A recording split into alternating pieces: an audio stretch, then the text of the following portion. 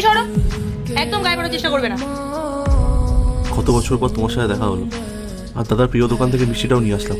আর তোমাদেরকে কতবার বারণ করেছি যে এই বাড়িতে তোমরা আসবে না? তোমরা কি জানো না যে তোমাদের দাদা তোমাদের কারোর সাথে সম্পর্ক রাখতেই চায় না? তাহলে বারবার কেন চলে আসো? বৌদি, এসব তুমি কি বলছো? ভাই হয়ে কি আমি দাদার সাথে দেখা করতে আসতে পারি না? 3 বছর পর দেখা করতে এলে একটু ভালোভাবে কথা বলবে না?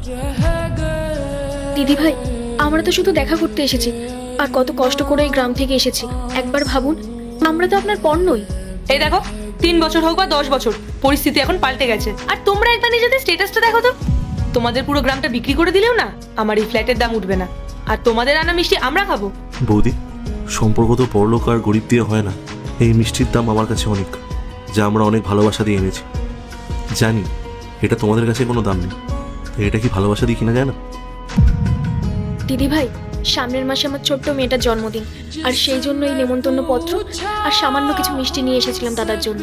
এই একদম জ্ঞান দেবে না তোমরা। তোমাদের দাদা যদি জানতে পারে না তাহলে কিন্তু খুব রাগ করবে। কত কষ্ট করে ওকে ওই গরিব পরিবার থেকে বার করে এনেছি আমি কোনোভাবেই চাই না যে আবার সেই সব দিনগুলো ফিরে আসুক।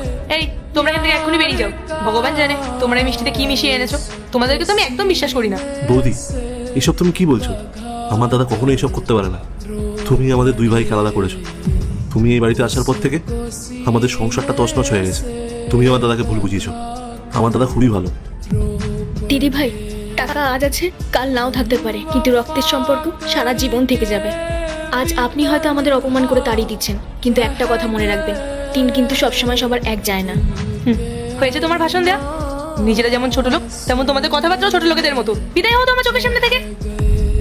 ঠিক আছে বৌদি, আজ আমি বুঝতে পারলাম রক্তের দামের থেকে টাকার দাম অনেক বেশি।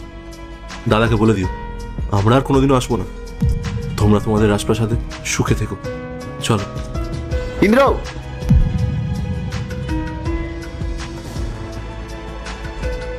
কোথায় আছিস তোরা?